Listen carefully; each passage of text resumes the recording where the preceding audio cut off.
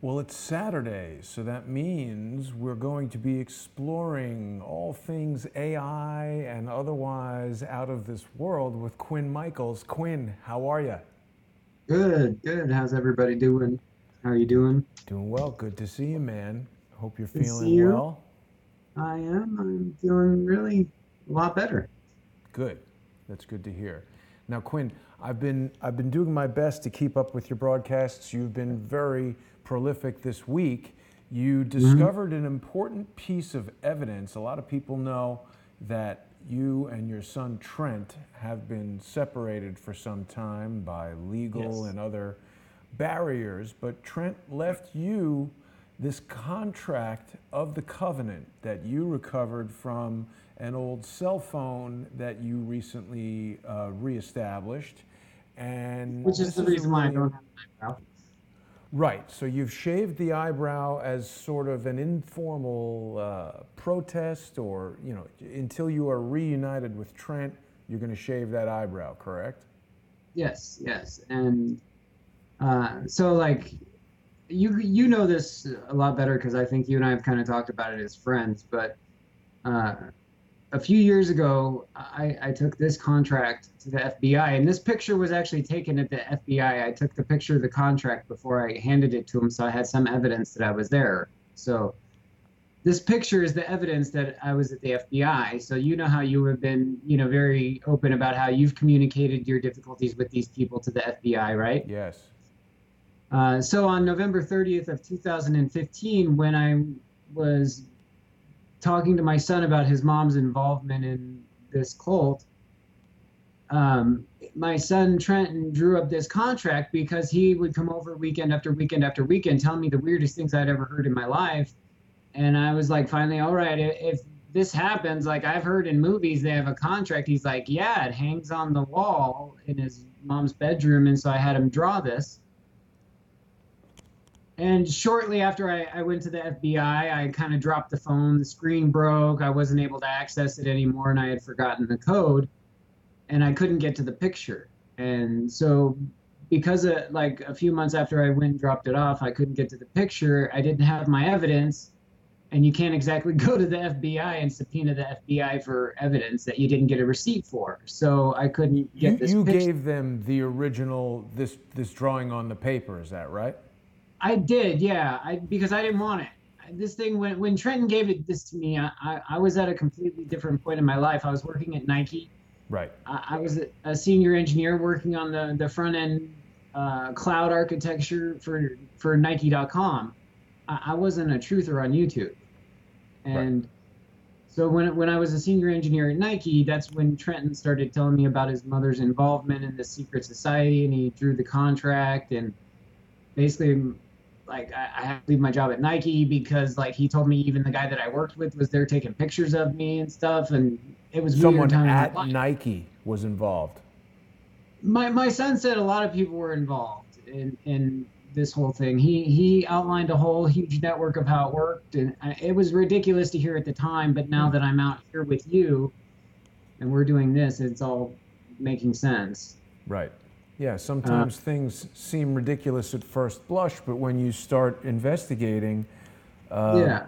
you realize that there's something there. Now, Quinn, one of the things that jumps out at me right away on this hmm contract that Trenton gave you is the imagery at the bottom. Now, of course, last week you and I were talking about Bob Crane and Richard Dawson, who was his co-star on Yeah. Hogan's Heroes, and Dawson's wife, was it Diana Dors?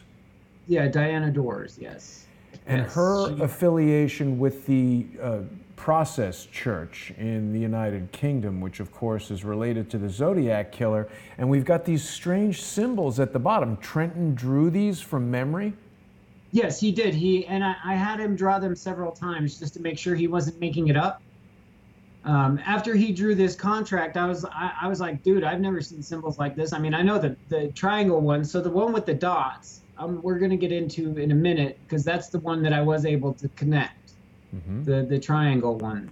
But the other ones, I've had to research all kinds of codes. I even had some guy on the internet.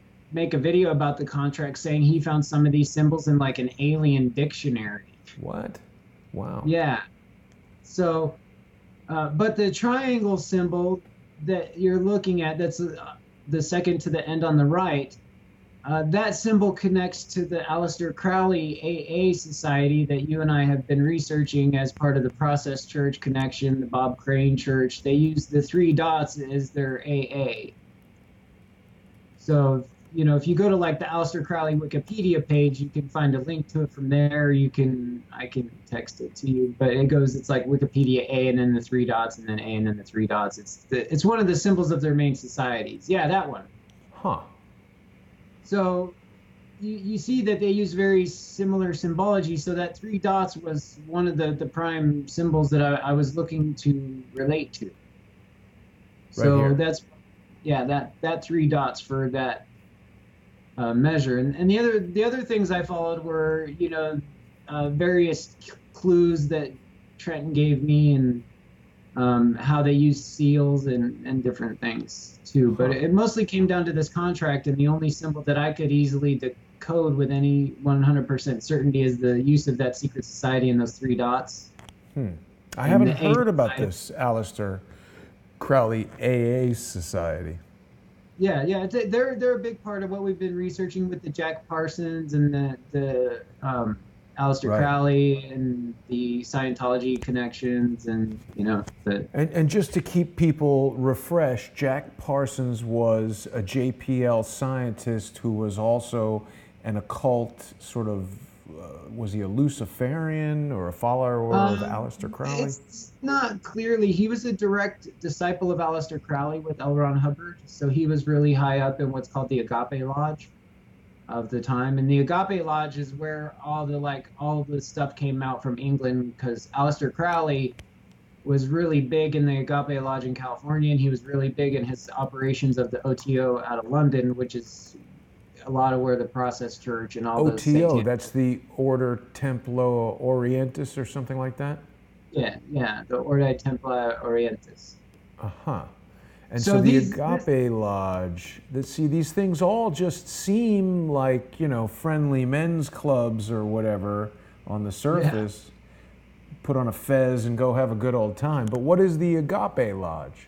Oh, there it is. The Agape Lodge was what Jack Parsons was heading up, that was appointed to head up in Pasadena to start the occult practitioners in California. So this is where Hollywood got its start in satanic practices. This is where like a lot of the directors would get involved, and they would have secret parties in famous people's houses in Pasadena and various locations in Hollywood. And, wow. And L. Ron Hubbard stole Jack Parsons' wife, which was Sarah Northrup. Northrop Grumman. Wow, did not realize that. The connections are unbelievable. Unfeakting believable.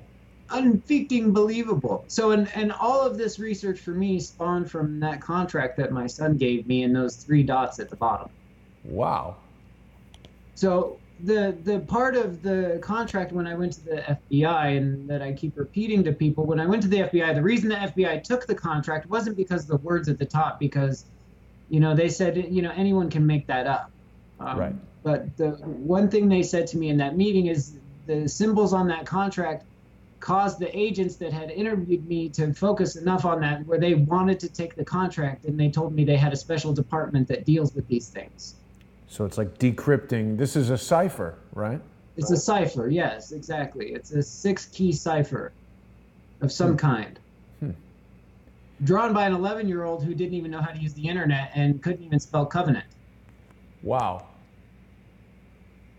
That's what I'm saying is this was drawn by an 11-year-old who can't even spell the words on the contract, but he knew enough about them, and he had stared at it enough to where he could draw the symbols repeatedly, but yet he wasn't a good enough speller to where he could spell any of the words the same way exactly. Well, I would say it seems rather obvious that he's inherited some of his father's artistic talent. I would say so. He's quite the little artist. Right. I mean, the ability to draw is something either you have it or you don't. And at 11, that's pretty sophisticated drawing. Yeah, and so for me the thing with the contract when he drew that up, he had a very difficult time with it, but I also made sure that I wasn't in the room when he drew that to influence him. So I don't know what he was going through when he drew that. I just know that he could draw those symbols repeatedly like he had seen them every day of his life, like it was, something just normal to him. Right. Right. Yeah, I Yeah. mean that's something. So Quinn, now obviously naysayers, which you and I deal with plenty of them, would argue that you could have simply drawn this thing yourself. How can we satisfy that argument? Um, I can't. I left the contract that has my son's fingerprints on it with the FBI. That would be the only way that could validate that I didn't do this myself. Is you would have to do a handwriting match against my son, and you would have to do a fingerprint next to the letters because the person who wrote that would obviously have their hand positioned next to the letters. That they would leave more fingerprints than a dad who just touched the edges. Got it. Right. So me on that contract, I made a conscious effort to do two things. I made a conscious effort to, one, not be in the room when he drew it, and I made a conscious effort not to put a fingerprint anywhere but an edge. Okay. So if the FBI runs a fingerprint analysis on it, they won't find my fingerprints anywhere that would have initiated me making it. So either I would have had to wear gloves, and that would mean there's no other Like fingerprint. Vince Foster writing a suicide note. Well, so what I'm saying is you would have to do a criminal analysis on it for fingerprint and handwriting analysis to be 100% sure. But for us on YouTube, for what we've been going through for the past year, you just look at what we've been going through with everybody that's been coming after us for researching these things. Right. And I'm playing devil's advocate, of course, asking that question. I don't expect that you would do that because although it is possible, it doesn't seem to make sense as to why you would do that. A lot of people say, oh, we're just doing this for the money. But I think it's quite clear that you have skills and I have skills that if we were solely interested in money, we could pursue other things that would involve much less public exposure and much less derision. And as a programmer, I would make more money doing other things. Sensible amount more, way more. Yes. I mean, saying I'm doing this for money is it's pretty silly. Before I got involved in this, they had selected me to be on an elite team of 3 programmers to design Nike's next generation cloud platform. Right. So when you compare the playing fields of, do I want to be on YouTube making creepy conspiracy videos that scare the crap out of people for literally no money? Or do I want to be on Nike's elite cloud platform development team setting the future for programming that I could make that other developers around the world might start using? I mean, but from our previous conversations, and as you and I have gotten to know each other and become friends over the past year, I believe that you are motivated by the same things that I am, which is we look around and we say, hey, you know what? Rather than focusing on earning money, we want to get to the truth of these matters because there are criminals running the governments of the world, and that has a huge impact on everyone's life. And of course, we do need money, so I think it's important that we got to eat. We need to, pay. You're obviously staying someplace. You need to pay rent. We have living expenses, travel expenses, all that kind of thing. So before we carry on too much further, I want to remind people that if they are not yet following you on Twitter and elsewhere, I apologize for not having this ready right now. People should follow Quinn on Twitter. He's right there, just at Quinn Michaels, and his Twitter following is growing nicely. People should follow. I just totally time phone hacked all of you. How'd you do that? Look at the picture, man. Put the picture on the screen where everyone can see it. World Fantasy Award? Yeah, we're time phone hack in Portland this weekend. What's that about? I'm familiar with the time phone hack, of course, but what's time phone hack Portland? So it's related to the contract, and that's one of the things that I wanted to talk to you about and why I sent you the additional links in the email, besides just the contract. Mm-hmm. Because beyond my son Trenton's telling me about this group his mom was involved in and telling me about the technology they have, I've been on the internet looking for people that fit into this pattern, this black satanic, Pizzagate, pedogate pattern. Yep. And I found a developer that works at a company out of Portland, Oregon called YieldBot. Okay. YieldBot. And Yes, I see that. so YieldBot is a machine intelligent advertising platform that follows you around the internet secretly, follows you Huh. everywhere.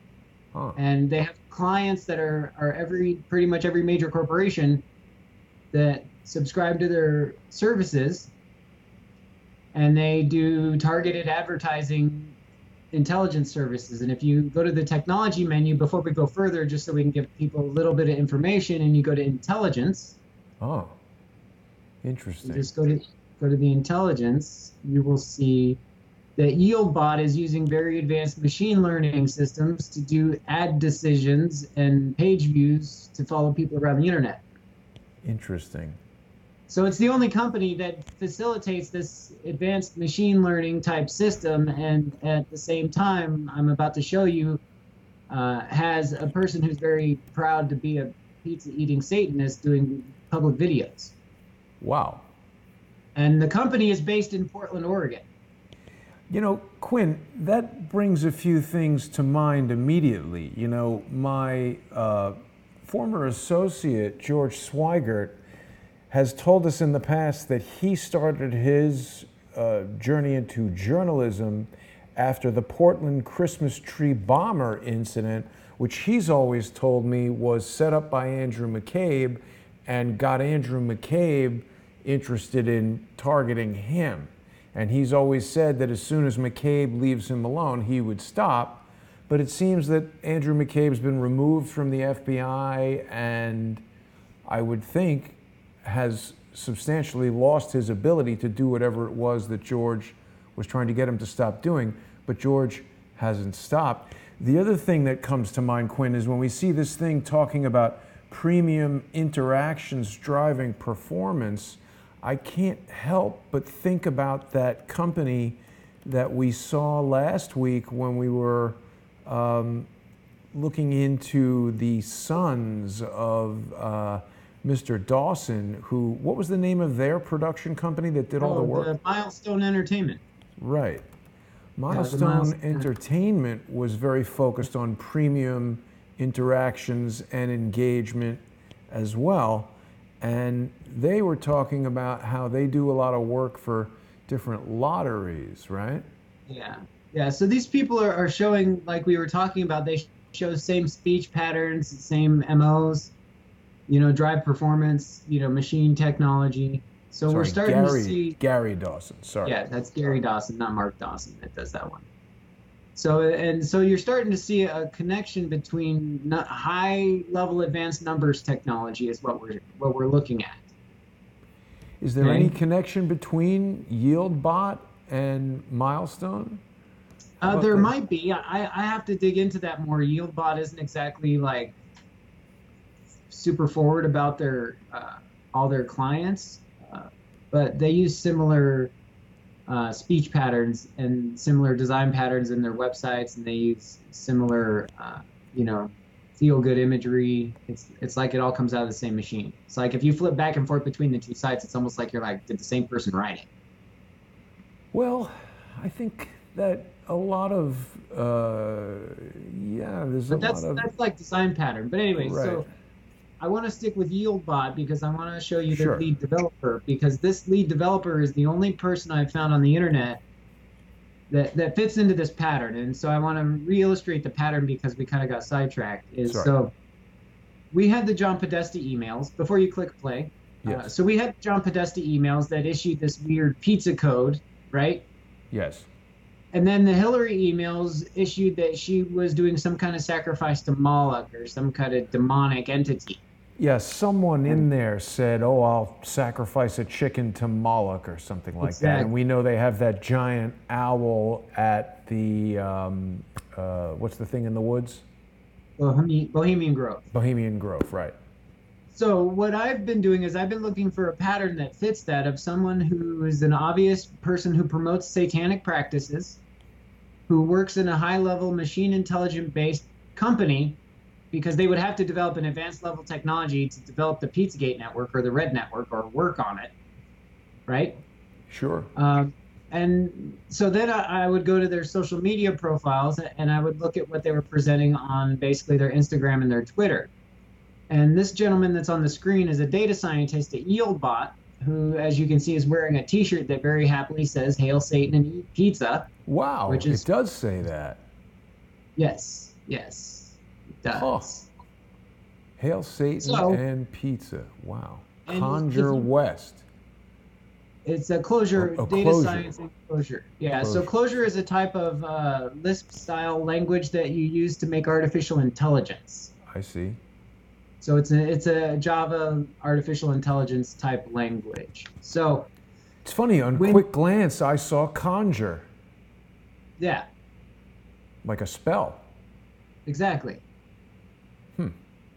I'm not normally having dyslexic episodes like that. So but, this Clojure conference was done in Portland in 2015. Mm-hmm. The YieldBot company is run out of Portland, and this developer is very happily wearing a Satan shirt, and he promotes his Twitter account, so it's public right there. So if you go to his Twitter account, Soren Macbeth. yeah, let's just follow along because, he's promoting it. So let's just go to Soren Macbeth. Was it Macbeth or Macbeth? Yes, Macbeth, Macbeth, because we're about to crack something really huge open right now, Jason. Okay. How did I miss him there? Soren.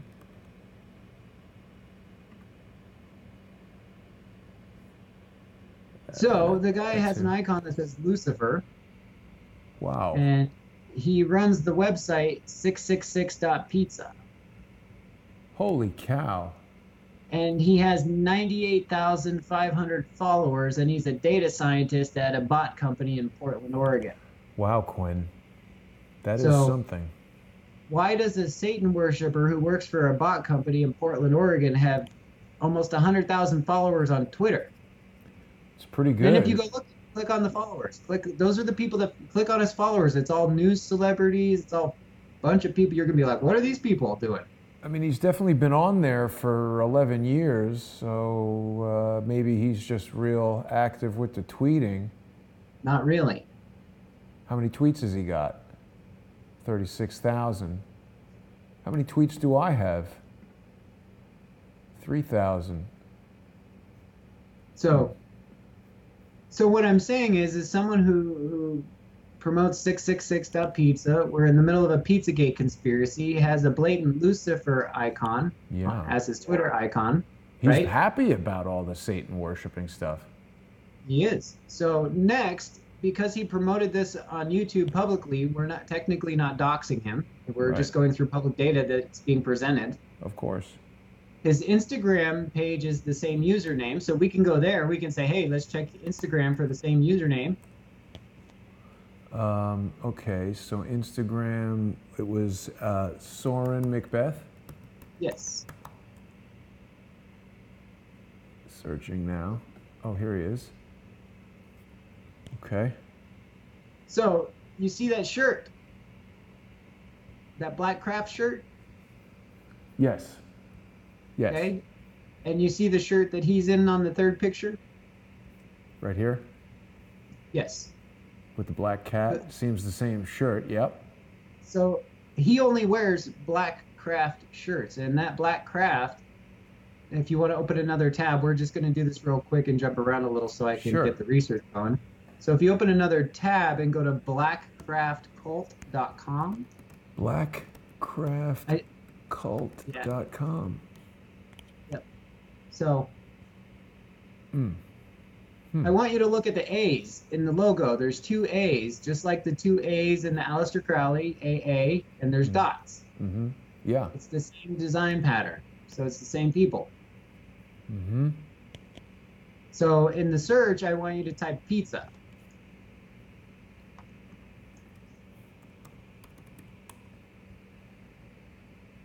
So this is where you buy those shirts. And then if you go all the way down, the last shirt on the list says Black Craft Cult, Hail Satan, Eat Pizza, and has two kids with blacked out eyes.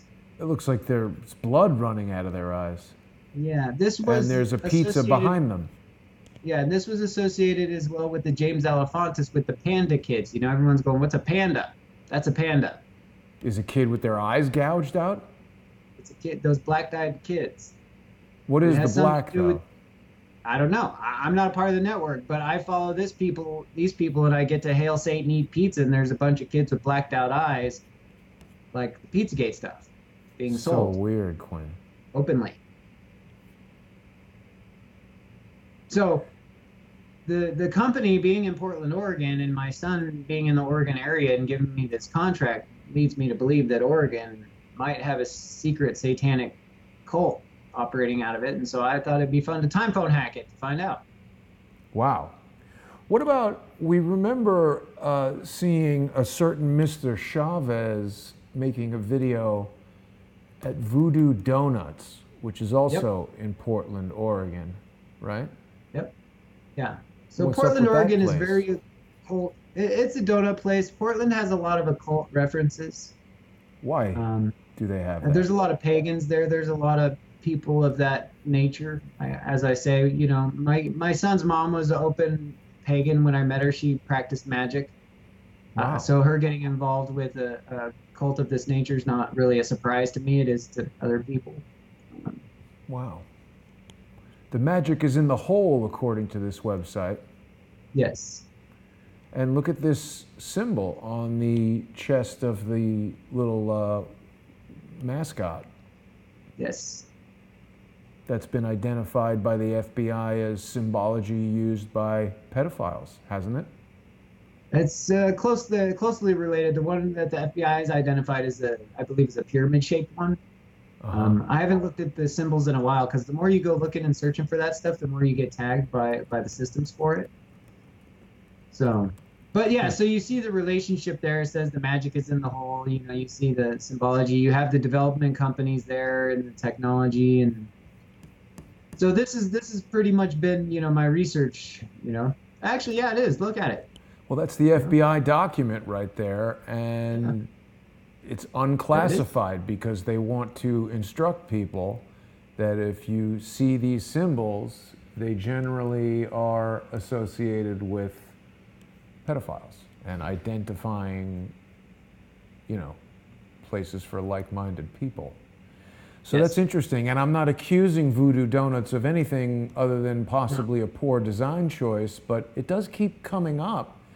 And well, the same pattern. So I want to go back to the Soren Macbeth Instagram page because I want to show you something that's a pattern that I noticed. Okay.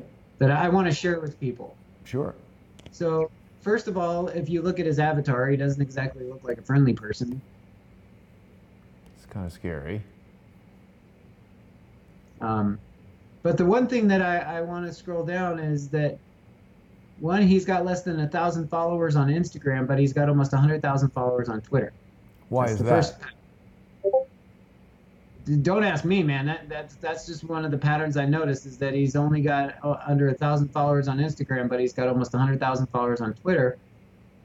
Has black cat references everywhere, satanic references everywhere, photos of a young boy. Since you mentioned that spiral, right? Now, if you scroll through it, he has pointers to 666, more the same type of pictures, animals. Cute dog. Dogs. You're going to see more satanic references coming up. Skulls. Well, this kid could be his son. You'll see. What's You'll this? See. I want to get you to a certain picture where I want you to see something before. I want you to scroll down so you'll see the photos. Notice the skulls. Take it a little slow so I don't miss the one. The rose references, that's a rose reference to like Rosicrucians. Spiders. But the one that I really, we're almost there. Bald cat. Yeah, there's one of them in a bar. So if you see them in a bar, this is the one that caught my eye. This is the one that caught my eye. It's interesting that people share these kind of things on Instagram. Yeah. I see a stack of skulls there. Yeah. The Santa Monica Pier. So there's one of a bar. You're almost there. Interesting. Origami. Oh, stop for a second. We're going to pause. Stop. See the picture of him with the two cats on his shoulders? You'll see he's wearing another Cult Craft shirt. Yeah. Black Craft, it says. Yeah. Yeah. So if we keep scrolling down, there's one that's coming up here real soon. You'll notice there's no pictures of the mother, really. No obvious pictures of the mother, but if they're divorced or something, who's that? That might be the mother. Here's a wedding There's a picture. few. Yeah, there's a few. Keep going. I want to show you something. Yeah, so I guess that's his son. Keep scrolling down. It's a reference in a bar with one of the T-shirts, and I'm focusing on the T-shirts. I'm not making any accusations. I'm focusing on the symbol T-shirts. Right. Right. I want to be very clear because Cat in a hoodie is cute. So there's more skulls. More skulls. Satan is my spirit animal. That's a very weird shirt. One. Yeah. There's one with a coffee mug as well. 666 on the motorcycle. Yeah. Serpents, alligators. There's more skulls. There's more cats. Goat? It's a dark goats, chickens, like, yeah. Okay. Bolt lube. More spiders. Cats, coffee, Satan, and spells. Is that it? Click on that one. Before we go forward, click on that one. I want you to read the description on that one for what he says on that one. Soren Macbeth, the 4 pillars of data science. Cats, coffee, Satan, and spells. I don't get it. But that's what they kind of, that's their deal. All right. There's a woman who could be the mother. There it is, right there. Stop. This one? Yeah, the one next to it, that one, where they're at the bar. Click on that one. Nope, the one next to it. Sorry. This one. That's the one next, that one. Okay. Read the text. It says, Soren Macbeth, me and Damien at the bar last night with some of Yieldbot crew, Riley Dith, Barboy, Mid-Princess, good shirt.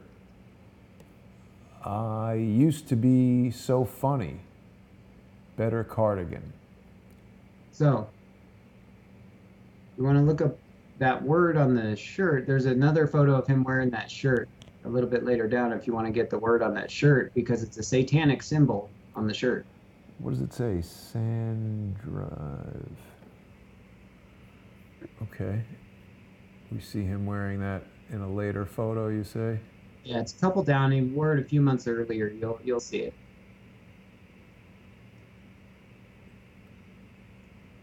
Here there it is. Misandry. So what is misandry?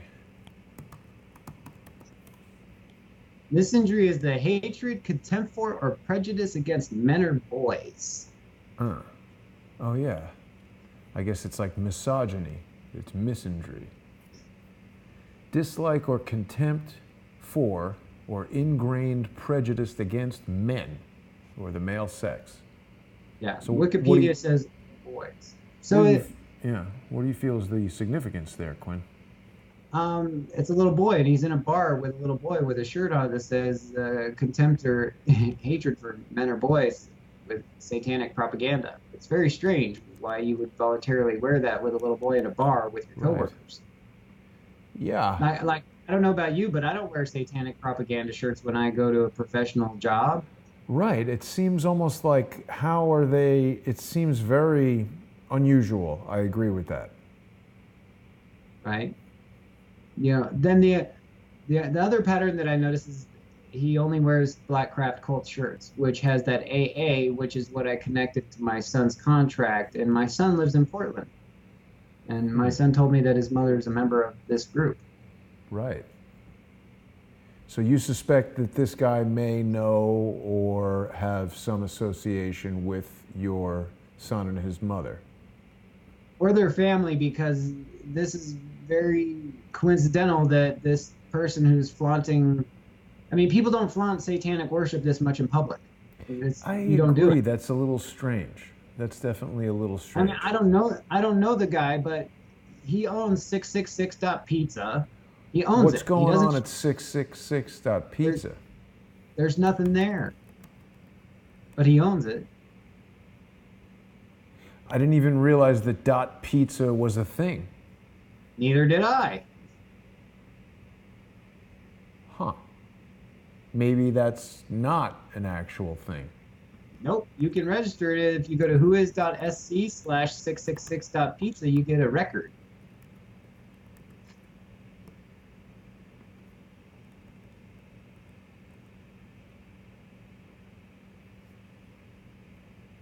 And previously, I outed the It's site only about a year. 37 days old. Or no? But before that, last year, I have a video in my back archive from last year where I found this guy, but I couldn't connect him without the contract. This domain record used to say his name and address, and we actually found where he lived and found his house and stuff. Wow. Now it's registered in Germany. This is, I guess, some hide your registration service in Germany? Yep. Huh. So 37 days ago, he changed the registration. Yes. Huh. And why is that? You suspect he knew that you found it? I don't know, but I find it very strange that that was public. Like, I have a video where I actually did a screencast of me looking at the Who Is record. That's how one of the people I was working with found that guy because we were looking for pizza stuff last year. And they're like, oh, just go to 666.pizza. Wow. And we found that guy, and he happened to be in Oregon. And I made a video of it last year, but I couldn't reinforce the connection of someone else being in Oregon connected to a similar behavior without that contract that we looked at earlier. And now this connects to the same behaviors of the people that come after us. Right. So, all on this contract. And explain to me again, how did you connect this contract to the guy that owns 666.pizza? The images here. The symbols at the bottom. And it's this one specifically.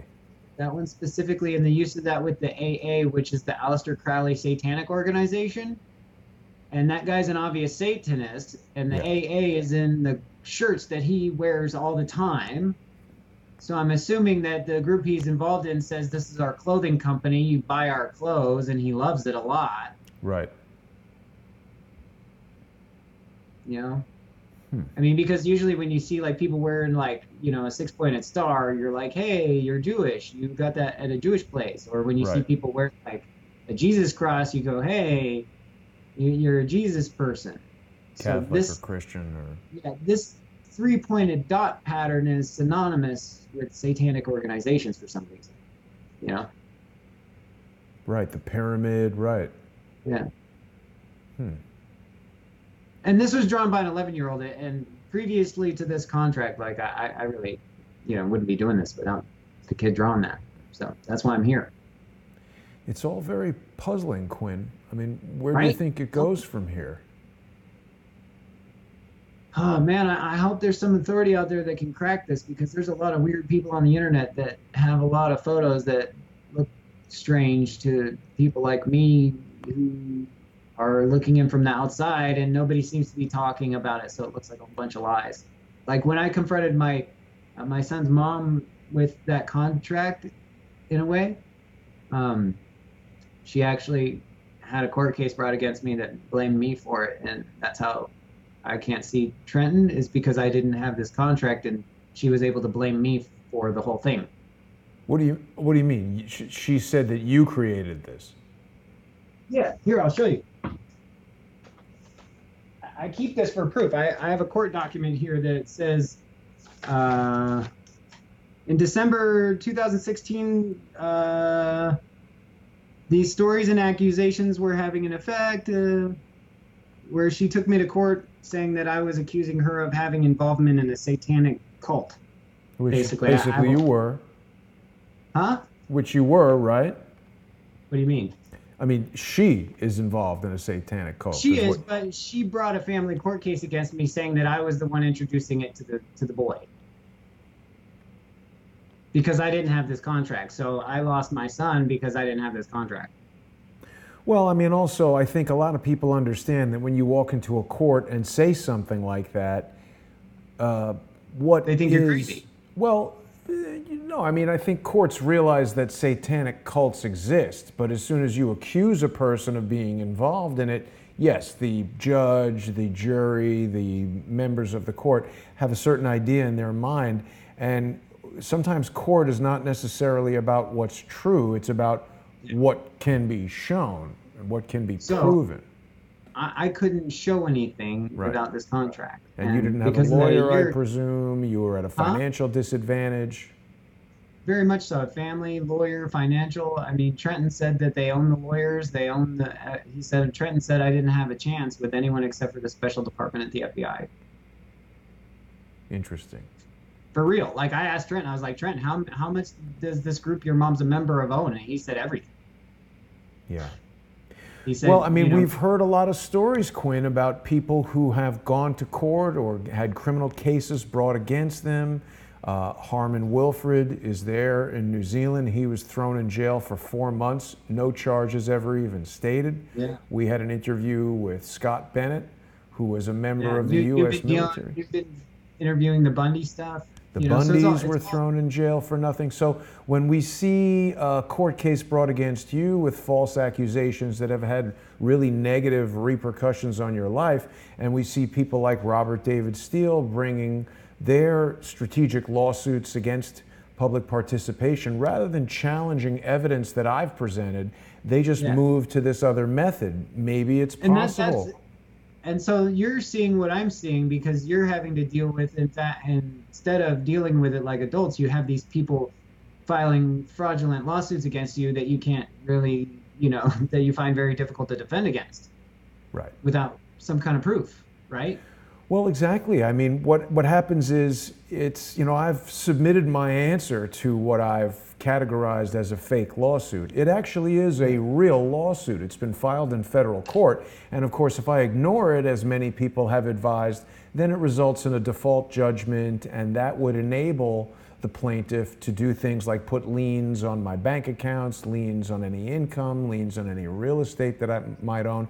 And he's sued for the ridiculous sum of $18,350,000, even though you got to put that 350 in there.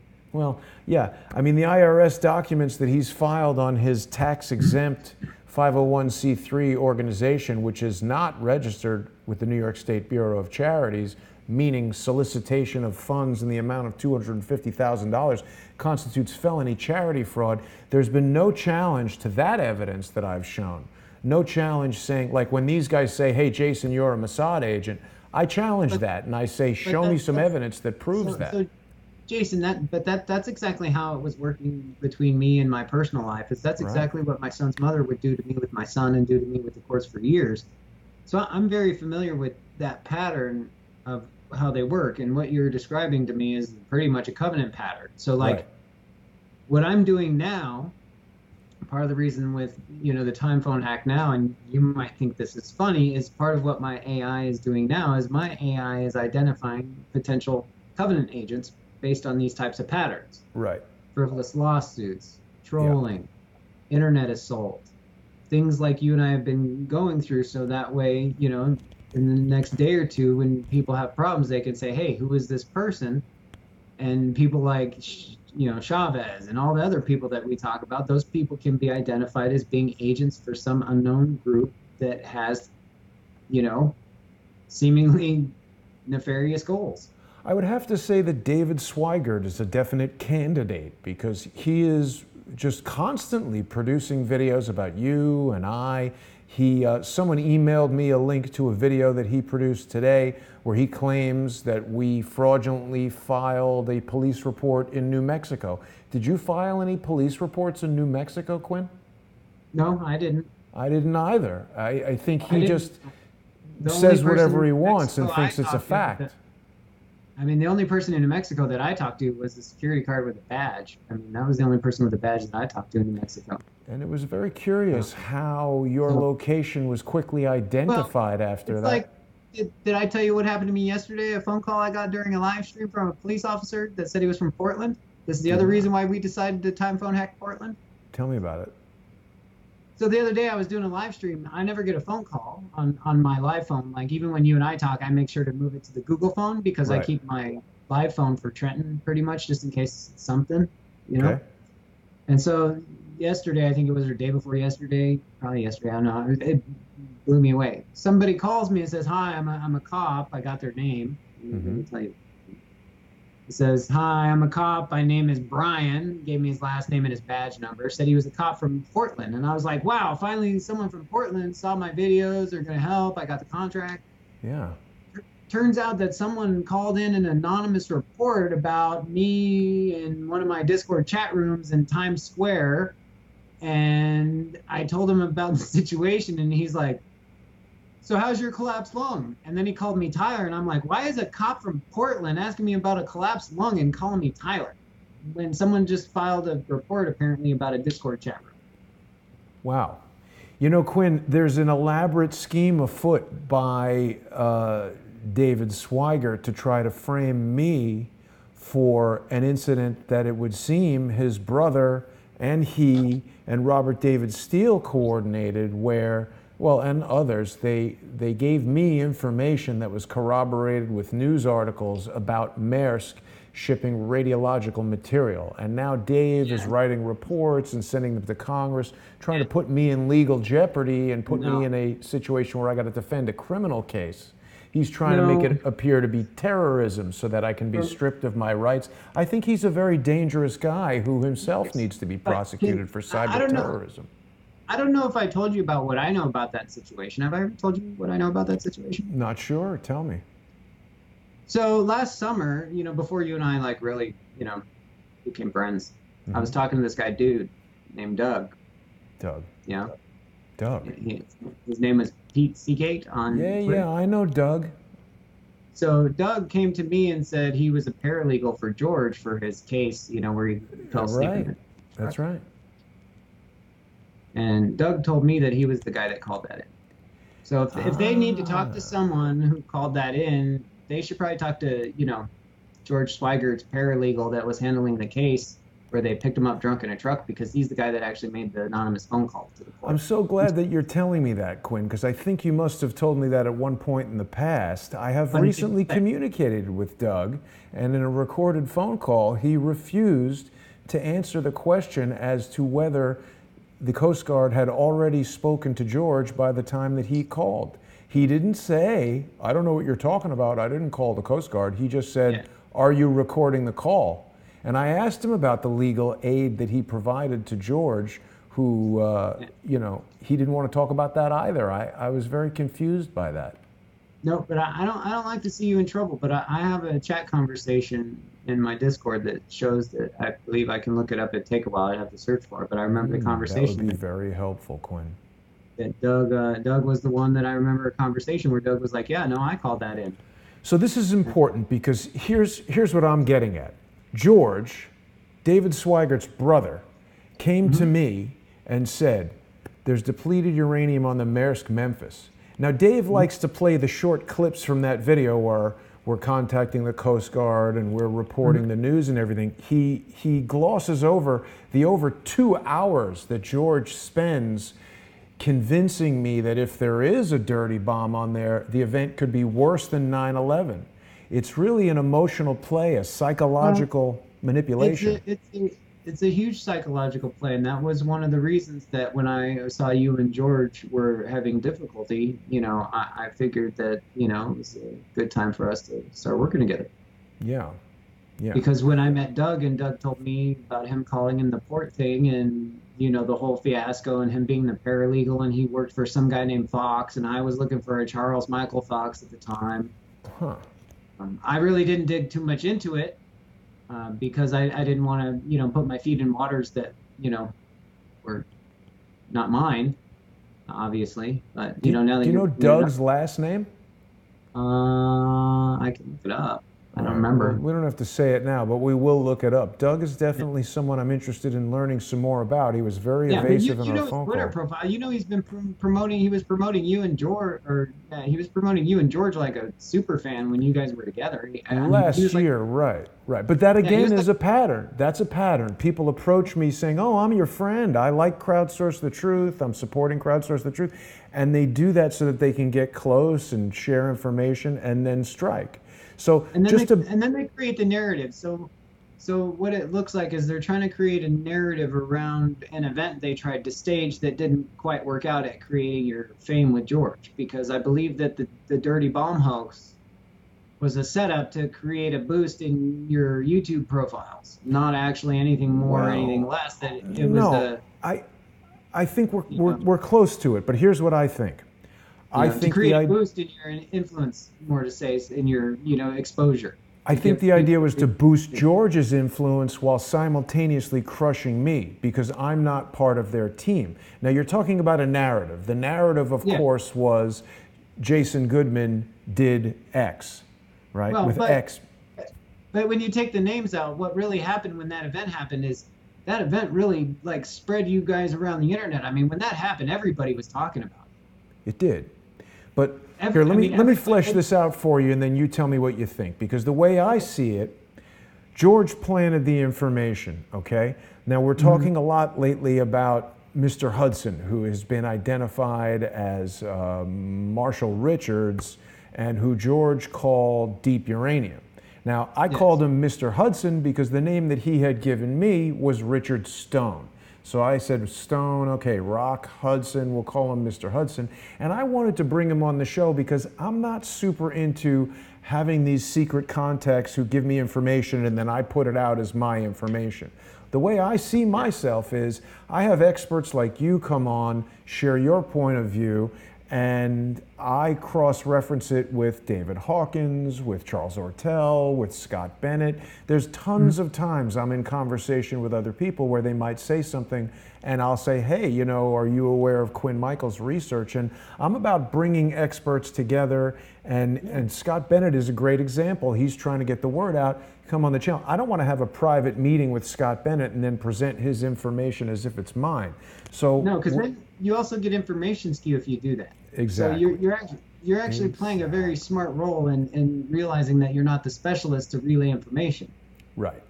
Otherwise, you get what's called telephone skew. When you play that game telephone and the person doesn't understand the word, so they pick the closest word they understand. Exactly. So I wanted Marshall Richards to come on the show to share his information so people would know this information came from Mr. Hudson. And we had Susan Holmes, Lutsky, whatever her name is, very upset by that because a lot of people were listening to Mr. Hudson. And again, I don't want to promote anyone who's sharing information that's false, but her claim was that, well, he's just some guy smoking cigarettes, reading the internet. And you know what? If that's correct, that's okay, because he's allowed to present his interpretation of news that he reads on the internet. But when you think about all the truthers on YouTube, isn't that what every truther does? I mean, it's Precisely. not like they're Precisely. It's not like they're field agents. It's not like none of these truthers were like you and me, like going, here's Fermi Labs, we're out in the field.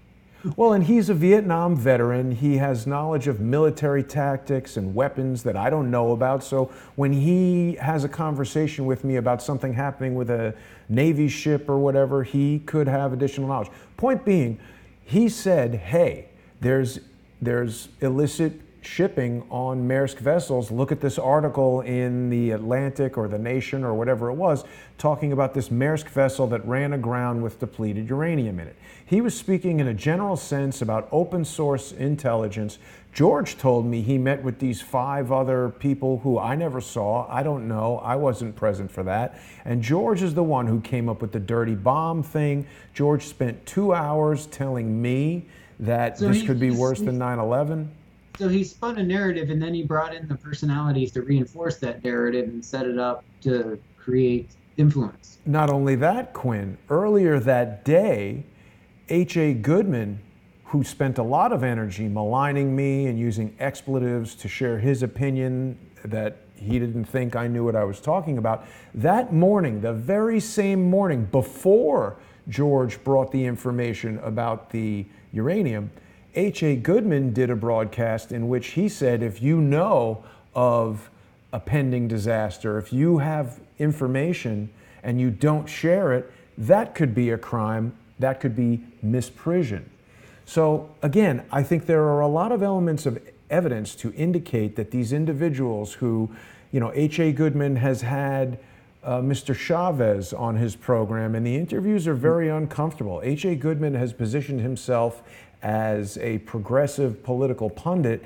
I personally think he is a bloated moron, but he's trying to be some sort of a political analyst, and for him to have DeFango, I didn't mean to say that, to have Chavez. And you're doing a really great lead-in now, and I'm going to interrupt you because that's Please. what we do in our conversations. You're doing a really great lead into the telecomics stuff now. Right. Right? See, that's where we get into these contracts and these plans and the covenant and the telecomics and all these people working together, because now that's where it really bridges together now with all these people who make secret deals and operate in secret chat rooms, right? Because I'm looking for that telecomics. When did I have that from you? A couple days ago. But if you just want to go to telecomics, I can get it for you. I can tell you off the top of my head if you want. This was interesting. Oh, it's here, telecomics.org. Yeah, and then it's no, sorry, that's wrong. Yeah, it's telecomics.org/firstmanifesto.text. Telecomics.org, okay, /firstmanifesto. .text.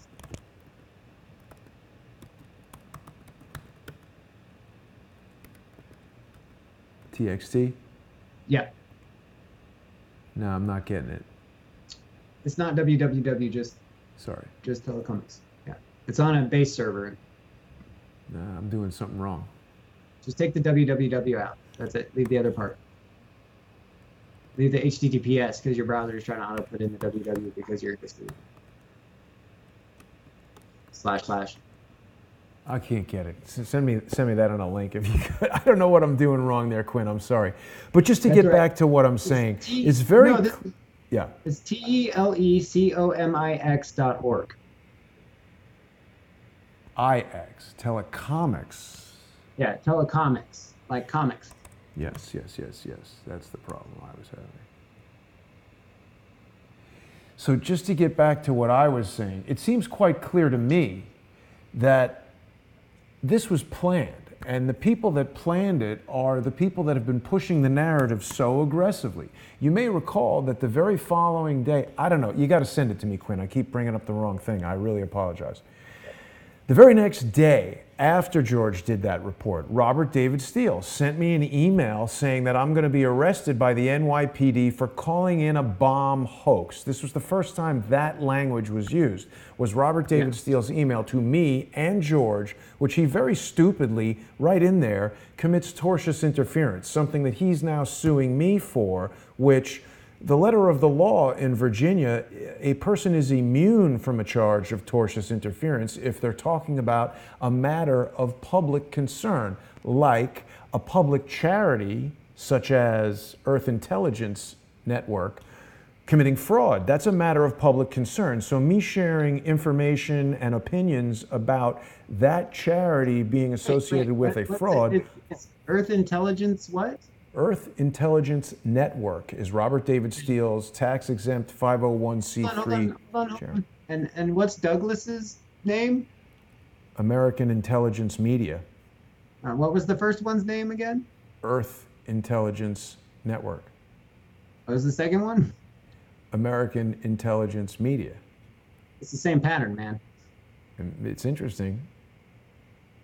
A place, intelligence, and something to do with media, computer. So why am I not able to get this telecomics thing? What am I doing right? HTTP. I just texted it to you. You texted it to me. Okay, let me get that. It's TELECOMIX. Okay, the text thing takes a minute to come up here. So, I mean, it's very clear to me, Quinn, that these guys planted the story and that the idea was to, it didn't necessarily go the way they wanted it to, but the idea was to crush me, to bring a lot of attention to everything else that they were doing. Well, and okay, here we go. And to now create this pretext for charging me with terrorism, because that puts me in substantial jeopardy.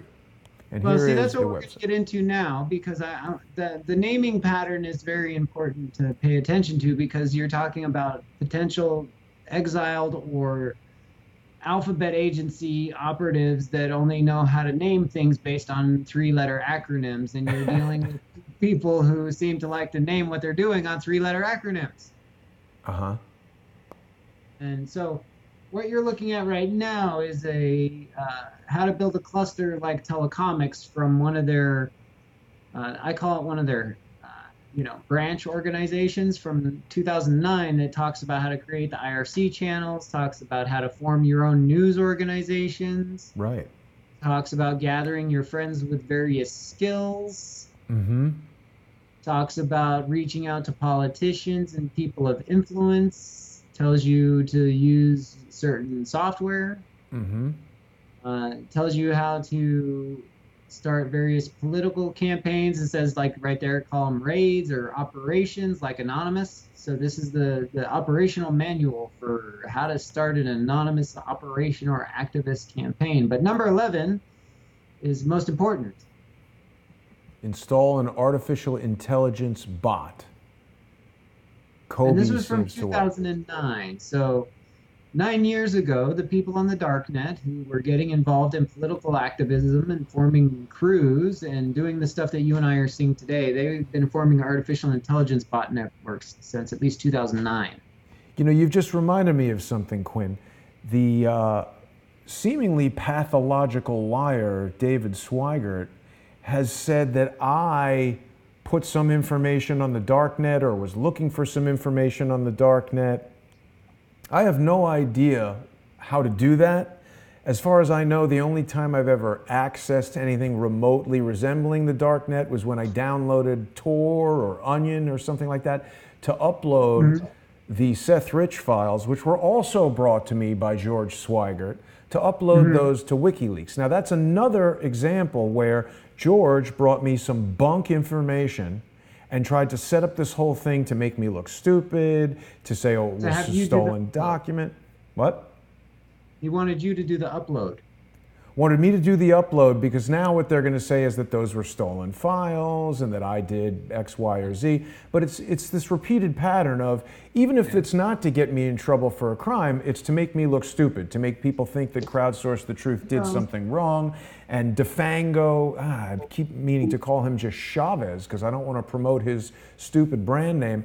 But he said, oh, I'm going to help you, I'm going to help you. And right away I discovered he was lying to me. And when I revealed that, he very nervously, scratching his face and looking around, and all these liars tells, he came up with an on-the-fly story that makes no sense if people watch it, but he immediately switched that into I threw him under the bus and I'm attacking him. I didn't know any of these guys, and I don't care about them. That's why I want you to go to rule number 35. Number 35, let's do it. Now you have to remember this was written in 2009, so social media wasn't as advanced as it is now. So social media was the blogosphere before. So they used blogosphere in exchange for social media, and instead of IRC, it's now Twitter and Discord. So it's very much the same. So what they talk about is intertwine your projects and actions into social media. Find articles you do not like, then you write a critical reply, and watch the comments accumulate. Right. These comments will hopefully render more people writing about the issue at hand, and it will be a good way to force concerned parties to create press releases or take back their statements. Right. So this is an abstraction of what they're doing to us by finding us and not liking us and then leaving comments and trying to get attention to us. Well, this is Dave's videos. Dave makes stupid videos that he wants me to respond to. And the other thing I wanted to bring up, Quinn, he was super active the past, say, 2 to 3 weeks, because another really underhanded and deceptive thing that Robert David Steele did, I've just submitted my answer to his amended complaint. He's been very vocal about this, federal lawsuit that he has against me. And Chavez did a video about it. They're putting that out there. The next couple rules in this you're going to really like then, because it's going to really apply to your situation. Let's go to number 23. Okay, 23. Yeah, let's go to fancy number 23. You know, like their game 23 that, Yes. 23, participate in mixed reality video streaming real-time social formations interconnected at a distance with net-bound kinspersons. Visualize data love, formations, and replications. So what this means is that these people are doing almost like a mixed reality video streaming social thing that they all know each other because they're all net-bound kinspersons. They're all like net-bound friends. Right. So that's number 23 in the instruction manual. It says right there, do what they're doing. And then if you look at number 26, start your own news agency. Well, that's what I've done. Yeah, but that's what it tells them to do. And then number 27 says. So are they annoyed that I'm doing stuff in their rule book without even knowing it? Yes, you're stepping on their playground, man. Because it takes away from their false news for me to be having my own news agency that is putting. See, I've detected that because, you see, what happens is, I think last week when you and I were speaking, I spoke about how Lionel canceled an appearance on Crowdsource the Truth, and he did it with very little notice in a way that I found very unprofessional, and then he did his own broadcast that day. So I don't really believe that he was sick. I think he made that up because he didn't want to be on my show, because I believe that Lionel plays a role here. Lionel was pivotal in catapulting Douglas Gabriel and his totally false American intelligence media network from like 30-something thousand subscribers to over 60,000. And I think they got really angry after I exposed the lies of Douglas Gabriel and cratered his subscriptions by about 10%, while simultaneously increasing Crowdsource the Truth's subscribers, because people realized that what I was saying made sense and was true, and what Gabriel was saying was obviously false. Now, Lionel never called me or wrote to me and said, hey, sorry, I didn't know, blah, blah, blah, blah, blah. He's just acted very strangely, and I feel as part of this network. Sorry, Lionel, it's the way I feel. Yeah, well, it does, because you know what they're... Ooh, wow, look at number this. 24. Wait, but 27, I don't know if you saw the interview I did with Pete Santilli, but this says, make communiques and fax them. Acknowledge that the telefax is the strongest communication medium. Fax for lulls, which is laughs. Yep. Fax everything to everyone twice. When not faxing, make fax noises just to seem like you are faxing. Consider the Morse code too. Stop. Why is this? Why do they use antiquated forms of technology whenever you can to be retro and iconic? Now, ironic. So Pete Santilli was implicated, and many people have spread around the internet what I now believe to be a false statement. People have said that Pete Santilli was an FBI informant and they used a fax to be their evidence. That's another thing that these guys love to do, is to make these false pieces of evidence. Like Queen Tut submitted this letter to the court that was false. And then they fax it anonymously, and it becomes evidence because it's a artifact. It's physical. It's an item. So it's an item. So even if it's false, it becomes evidence in a fax. That's why they fax. Evidence. They love false evidence. Queen Tut is all about false evidence.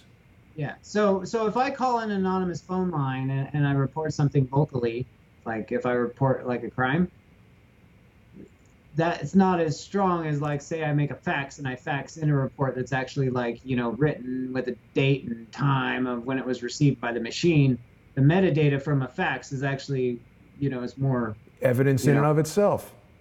Yeah. It's more a evidence. Fax was received at this time, etc., said this. That's all a fact. Now, whether what it says is true or not becomes a separate thing. So it's these layers of confusion. That's the other thing they like. George brings me a nonsense story about uranium that may or may not have been there, backs it up with news articles, plays on the psychological angle. I mean, he knows I was here for 9/11. I have friends who were killed on 9/11.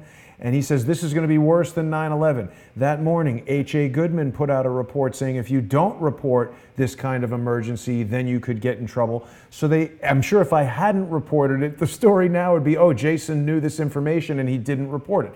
They try to create these situations where you're damned if you do, you're damned if you don't. Yeah, and that's why the next rule I want you to go to, and we're not going in order because for you and me, I want us to look at these in orders of importance, not in sequential order. Yes.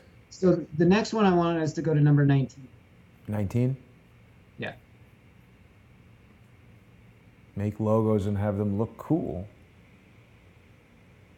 Remix the logos of old government agencies, like they do with CAC, like they do with all their operations. Mossad. Use fractal patterns. Who does that? Fractal pattern is the stuff like No, I'm saying Chavez used. Chavez, exactly. That's all he uses is fractal patterning. Right. So with this telecomics manifesto and with us hopefully time phone hacking Portland and with the revealing of my son's contract and with the combination of all your research that's related to the facts, that's related to the George Webb hoax with all the videos on YouTube, I'm really hoping that now you and I really stand a chance because we can take the contract of the covenant, we can take the telecomics instruction manual, and now we can map this to people who may have signed a death contract that they can't tell us about that are operating behind this manual. Quinn, the other thing that's very interesting that some people are having a difficult time understanding, other people get it right away. When George Swigert, who appears on the internet as George Webb, speaks about me, his public words are always kind and polite. But when he communicates with me in private, it's a vastly different type of communication. And also... that's the passive aggressive attack. Yes. Yes. They do that. It's the same reason that they never approach you themselves. They always get someone to go find you and get you to go to them and consent to the agreement. See, that's exactly what he did with Robin Gritz. He didn't just pick up the phone and call her as I did. He had this, group of ladies who are, followers who put these signs on the Bernie bridges, had them contact her. He sort of just showed up without her knowing he was going to be there. It was all very bizarre, but it fits this pattern. The other thing that George is constantly trying to do is to draw me in to his narrative, saying who I should interview and trying to bait me. Well, that's going to get you if you read number 20. That's the next one you're going to get if you read 20. Yes. This is so good, Quinn. Organize without a clear leadership or membership status. Have anyone joining your discussions be a part of your cluster. If they don't agree, they will leave soon anyways. Organize like a gang or a pack. Don't use pyramidal structures or formalized positions. Be nomadic in thought and associate yourself with many others. So they are creating a group. They're just not creating it in a pyramid structure like we're used to seeing. They're creating it in a pack structure like you and I are observing, where they have one of their pack go out and establish the meeting. Right. So that's why I wanted to show you how they organize, because now you can see it because you have a direct reference of, I saw George do that with these ladies. Right. He had a pack of ladies go out and get Robin and have her bring Robin into his cluster. Yeah, and I think they blindsided Robin because part of what happened was that coincided with a lot of money flowing to her GoFundMe. And obviously, Robin's been very clear that the FBI has brought legal action and other problems. She lost her job there, she lost her home. So obviously, everybody needs money. And I don't fault Robin for accepting that money, but it has a subtle way of maybe getting you to not look at some of the faults of the person who is associated with that money arriving, and is a good way to smooth things over. It's kind of like this, when you're a person out there that needs to eat and someone comes to you with some money and says, hey, you want to be in my pack, we could feed you. Most people aren't really going to say no because they're going to think the situation they're in and the battle they're fighting. But I want to be clear and careful to not have people think, I don't believe that Robin is complicit in this. I believe that the money is used to distract her and get her to not question anything that George might be doing, because she's thinking, hey, wow, I just got 15 grand in 2 days. I can now pay this bill or fix my car or whatever, practical problems someone might have. Solving those problems really doesn't make someone enthusiastic for questioning where the money came from. You know, the other thing I want to point out, Quinn, with this decentralized leadership structure, Dave Swigert, in addition to the numerous lies that he puts out daily in his videos, including his claim that we made a false report to... He displays that pattern. He displays that pattern. He lied saying we made a false report to the New Mexico police. He lied and said that I flew to San Diego and misrepresented something to get into a public conference. I just bought a ticket for $40 and walked in. They didn't ask me or say that there was any requirement. He's playing the leadership role without there being clear leadership or membership status, but yet seems to be communicating with people. And absolutely. The reason this is now we're going to kind of close out our little telecomics first manifesto. Now for it all to make sense, let's go to the last rule, which is number 37. Mm-hmm. And this is why they operate this way. Go all the way down to the bottom to number 37. Yes. Listen to your artificial intelligence bot. This is the dance floor. Love is the structure of the overall agreement in the agreed text. So everything these people do behind the scenes, the last rule of everything in their playbook, it tells them to listen to their artificial intelligence bot, which is basically like Tyler, like I've been trying to tell people. Right. So now, I mean, of course, you've never hidden your use of artificial intelligence, but as far as I know, I don't have any artificial intelligence here. I don't have a bot. I don't know how to use a bot. I think Skype says, hey, download a bot, but I'm not interested in that. I haven't done that. You do have bots that come into like your live chats and stuff that you're not operating, but there are people that send bots in to influence your streams. Very possible, but I have nothing to do with that. I don't know which of these accounts are that. So you see, this kind of proves everything we're saying all the way down to YieldBot. And this is how we go back to YieldBot. Do you understand now? Right. That these people deal in artificial intelligence bot. It's their main business.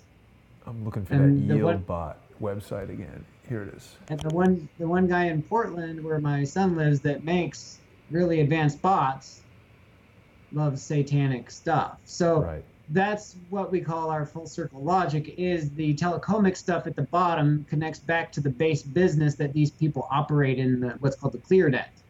Boom. So you're going to go with what you know. So if you're on the dark net making secret bots to do botnet attacks, you're going to find some way to come into the clear world and monetize that in a legal way. Wow. Quinn, I mean, I'll tell you, man, this is incredibly strong in my view, what you've put together here. And as far as bringing things full circle, the other thing that I want to bring about is this connection between George Swigert, David Swigert, and Robert David Steele.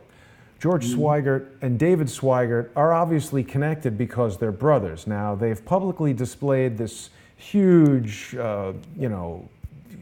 battle between them. George has had sex with Dave's wife, which is crazy. Let's not bring that in. We're talking about something much bigger now that those two people are really a part of.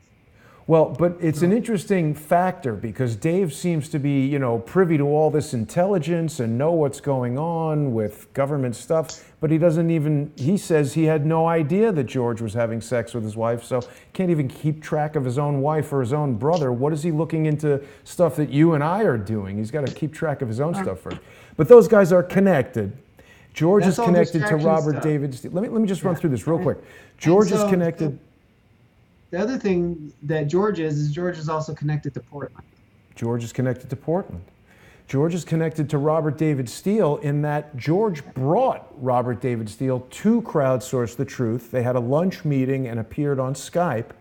Immediately, the next day, George does this report about the Maersk Memphis and encourages me to contact the Coast Guard because we could be dealing with a 9/11 level event. The day after that, Robert David Steele emails me telling me I'm going to be arrested by the NYPD, something he completely made up, never occurred, was never an issue. He says I called in a bomb hoax. Doug, Pete Sugate, Doug was the guy who called the Coast Guard and said, hey, there's, dirty bomb, etc. Jason, the data closure stuff is a little bit more important than that. Okay. It really is, because these people are the people running the Pizzagate network. But we're trying to expose it, and this is how they're We are. trying to shut me down. And I appreciate the importance of that, but I got to get this out, Quinn. They're trying to put me in jail for terrorism. Dave right now is trying to build a case. They can't, because they're trying to block you from finding out this stuff. That's what they're trying to block you from finding out. Hit me with it. So there's only one person in the world that I've found that has the skill to build a network to host pedo porn. Who is that? There's only one person. This guy. This guy. There's only one person I found in the entire world that flaunts being a Satanist and eating pizza and has the skill set to build a horrible network that could house the kind of stuff everybody on the internet is accusing the politicians of the world of having. There's not many people in the world that can build that level of technology that would have motivation to do so. Based on patterning, this person is one of the few. Right. That would have the skill set to run the technology. He has the skill set that connects him to telecomics, which is the pattern that George and Manuel Chavez and Dean Fouget and George Swigert and, Trisha Dishes and Robert David Steele, all these people are playing the same patterns to protect this network that people like this are building, in my opinion. I agree with you. That's what they're really doing. I agree with you. And so what they're doing for you is they're trying to keep you distracted by slandering your persons, because every person has it's a psychological thing where every person has a survival instinct. I got to protect myself, and so what they're doing, self-defense. So what they're doing to you right now, and I want to tell you this as a friend, is they're purposely triggering you into a fight or flight mode so that way you don't see what they're really doing. But I think I do see what they're really doing. I agree with all these things that you've said. Which is one thing they're doing. But if they, for example, if these people are all part of a pack-like organized group, right? Think like a bunch of wolves. What happens to a pack when you start poking at the pack? All the wolves start getting agitated, right? Yeah. That's what they're doing right now. So we're poking at these Satanist people, and they're trying to protect something. And we're trying to figure out what they're trying to protect. Meanwhile, they're suing you. They got court cases against me. So it seems like they got all the resources in the world for lawyers. Right. Dave is readying more legal action against me. He's got all the time in the world to sit around watching my videos, printing up reports. Where is he getting money from? Right. You know what my son told me about the high up leaders that he told me that he had direct personal contact with? He said they're lawyers. Yeah. Right? So we're almost at their last stages where they're like, all right, let's get the lawyers in there because they have nothing else. They've messed everything else up. These people have messed everything up. They've messed up an entire group of people, right? And now they have to send lawyers after two dudes on YouTube. There's a lot of trolls here in the comments, I believe. See? Yeah, because they have to protect that contract. Yeah. That is the one thing about their network, and that's kind of what I wanted to, we get down to the brass, is they have to protect that contract because that contract says that they exist. Without that contract, they're not real. They're just T-shirts and they're just jokes. Oh, I got this Satan shirt as a joke. I don't really think that way. I thought it was a Ouija board. Right? I think most people would think it's some kind of joke, because how could somebody be walking around with a shirt that says, Satan and pizza? It's just so crazy. But when you apply that contract over it, it makes it real. Look at the questions in the contract. The last one is covenant or death. It's a death contract. Yeah. It's heavy, heavy stuff, Quinn. That's the serious part, is that these people that you and I are dealing with, because you've said to me you didn't sign one of these, did you? No. I denounced the covenant and everything about it. Yeah, and that's the covenant and everything about it. Those are their rules. That's how they operate. It's what they believe. And then they sign their name on the line. So if those symbols exist and someone finds out that those are real symbols and they apply them, what those symbols really mean, and they're real, and we go, well, how did an 11-year-old boy draw these ancient cryptographic symbols? Yeah. Well, then that makes it real, right? It's totally amazing, Quinn. Totally amazing. So they will send all their lawyers after you. They will send everything they can. They will get every agent they secretly have in the FBI. They will get everybody to keep us from finding out what those symbols mean. And I've only been able to find one. Like I've found pieces of others. Like some of them look like they're pieces from different, what's called glyph languages. Uh-huh. But I can't even decode them. So like I've been learning about Zodiac Killer. I've been learning about everything. And the closer you and I get to this research, the more you get slandered and everything. So that's why we're time phone hack in Portland, because, it's like that seems to be where they're at. And, so either we, kind of go at them and then we figure out what these symbols mean, or we just deal with lawsuits. Right. Get what I'm saying?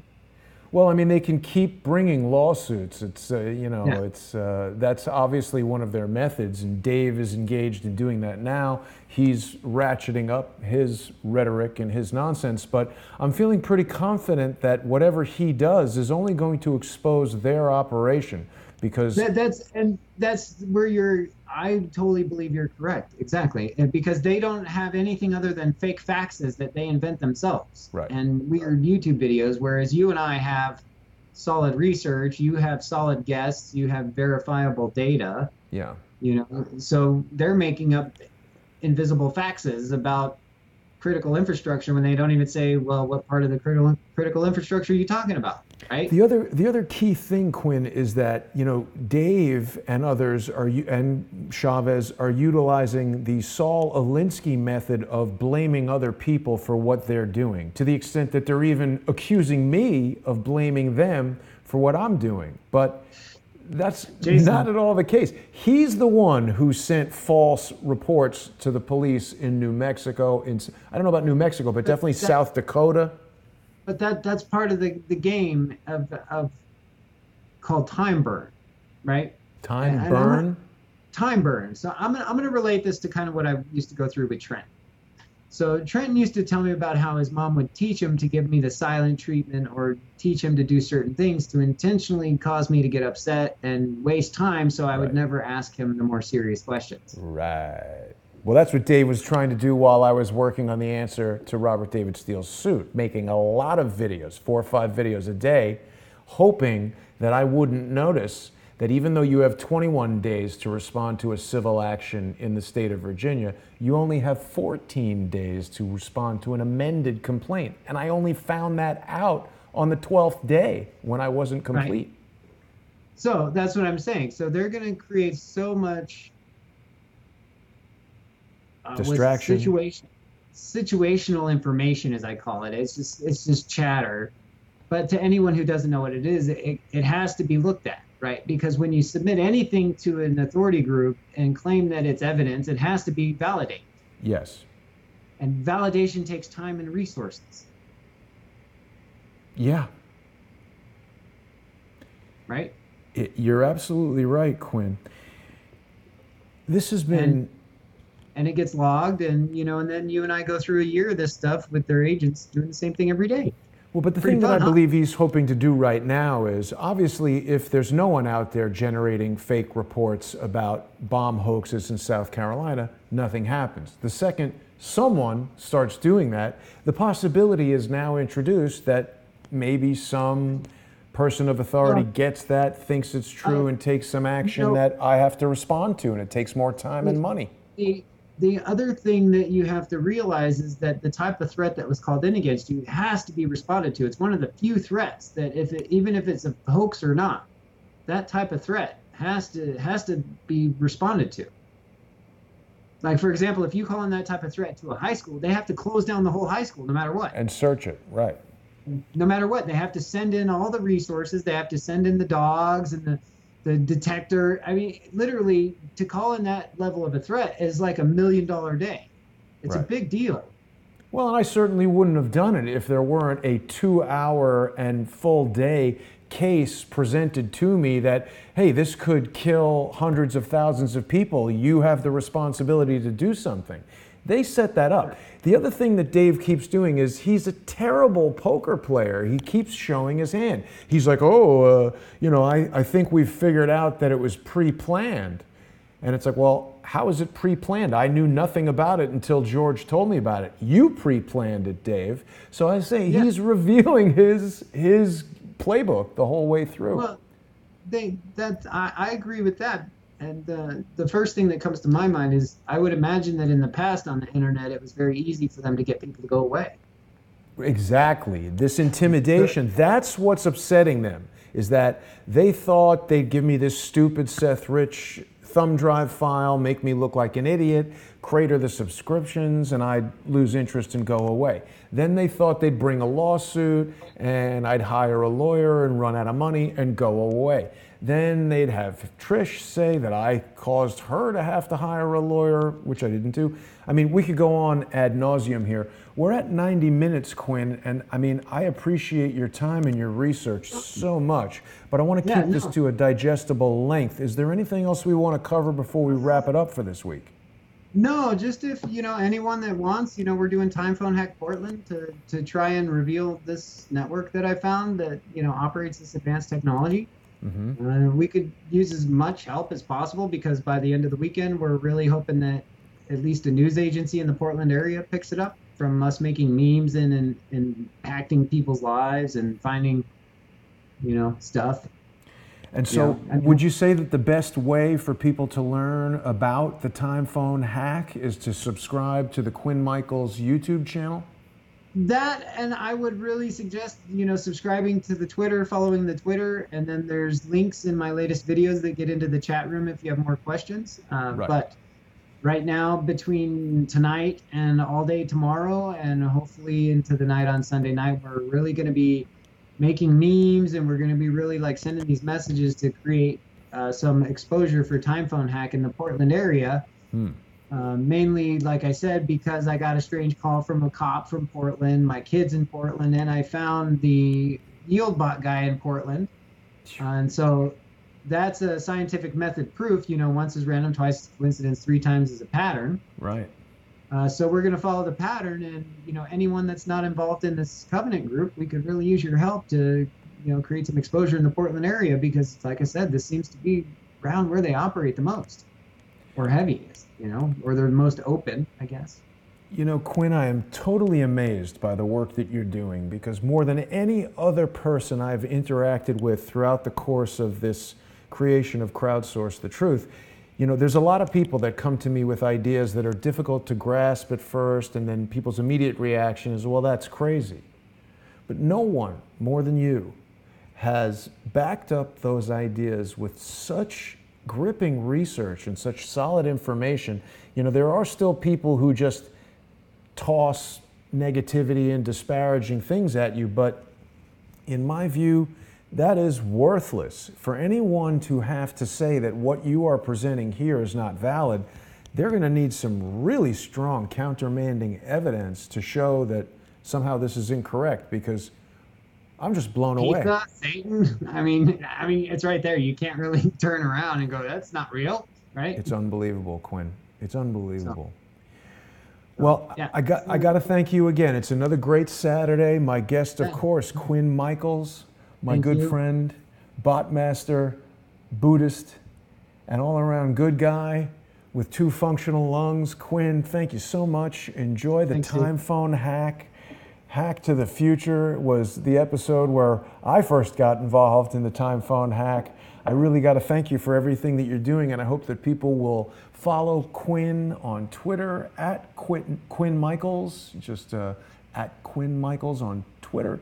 And you can also get to Quinn on YouTube. He is Quinn Michaels on YouTube. We've got to get Quinn past the 16,000 subscriber hump. And we'll be back again next week with incredible research. I look forward to talking to you soon, Quinn. Thanks very much. And thanks, everybody, for watching. 3 o'clock tomorrow will be Sunday with Charles. Thanks, everyone.